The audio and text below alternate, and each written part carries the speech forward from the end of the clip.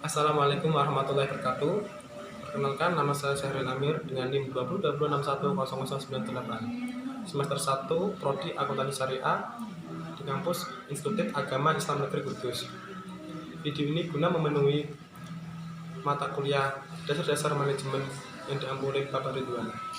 Pertanyaan pertama, bagaimana menjalankan komitmen keputusan organisasi jika suatu organisasi tidak ada motivasi? Menurut saya, jika tidak ada motivasi, maka kuatkan tekad untuk mencapai tujuan bersama, karena setiap organisasi memiliki tujuan bersama. Pertanyaan kedua, kapan pengembangan dan perubahan organisasi dilakukan, dan apa saja yang bisa dirubah dan dikembangkan? Menurut saya, kapan? Jika dalam organisasi terus dirasa tidak ada kemajuan atau malah mengalami kemunduran dari sebelumnya. Hal yang bisa dirubah dan dikembangkan. Yang pertama, meningkatkan tingkat kepercayaan dan dukungan antar anggota organisasi. Yang kedua, meningkatkan timbulnya konfrontasi terhadap masalah organisasi, baik dalam kelompok maupun antar kelompok. Yang ketiga, terciptanya lingkungan di mana otoritas peran yang diterapkan ditingkatkan dan otoritas berdasarkan pengetahuan dan keterampilan.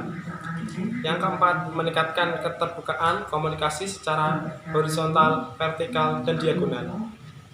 Yang kelima, meningkatkan tingkat antusiasisme dan kepuasan personal dalam organisasi. Yang keenam, menemukan solusi yang sinergis terhadap masalah. Dan yang terakhir, menaikkan tingkat responsibilitas diri dan kelompok dalam perencanaan dan implementasi. Pertanyaan ketiga, jika dirimu terpilih menjadi seorang ketua, tetapi tidak engkau harapkan, apa yang dirimu lakukan? Apa alasannya? Jika saya terpilih menjadi seorang ketua, tapi tidak saya harapkan, saya akan menerima menjadi ketua tersebut, dan saya akan berusaha semaksimal mungkin agar menjadi ketua yang jujur, amanah, adil, dan tidak membeda-bedakan seseorang, terutama bawahan. Karena kita bisa sukses bukan karena kita sendiri, karena ada orang-orang yang membantu kita. Dan saat saya menjadi ketua itu bisa menjadi modal penting saat saya berumah tangga, agar bisa memimpin keluarga dengan bijak dan benar.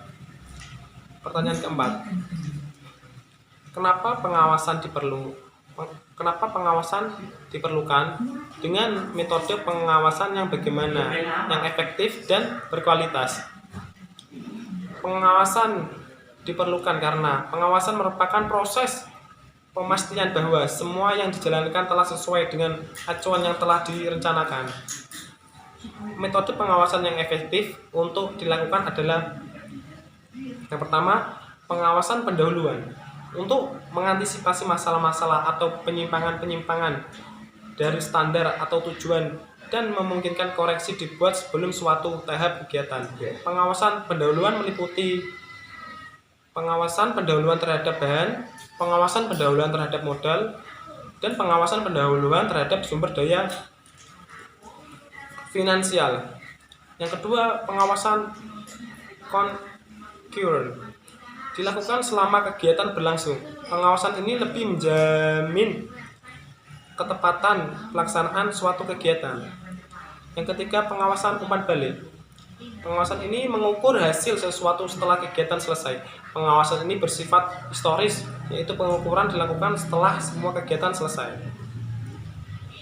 Pertanyaan terakhir, sebutkan metode mengatasi konflik dalam organisasi. Metode mengatasi konflik dalam organisasi